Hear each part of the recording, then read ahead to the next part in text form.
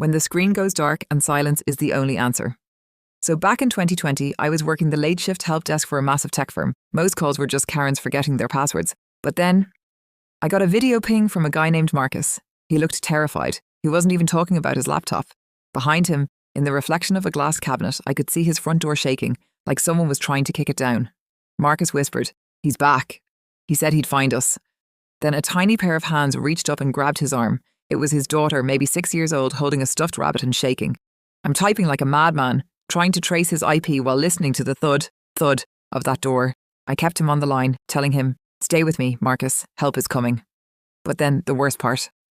A second caller patched through, some middle manager screaming about protocol and unauthorised personal calls. I tried to mute him, but he kept ranting about company time and efficiency metrics, completely oblivious to the man's life hanging by a thread. I finally snapped and yelled, "Shut up and listen!" just as the wood splintered in the background. The screen flickered.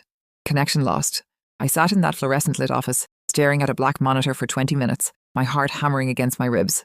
The police called an hour later. They found them, hiding in a crawl space. They were safe. But I'll never forget the sound of that silence after the screen went dark.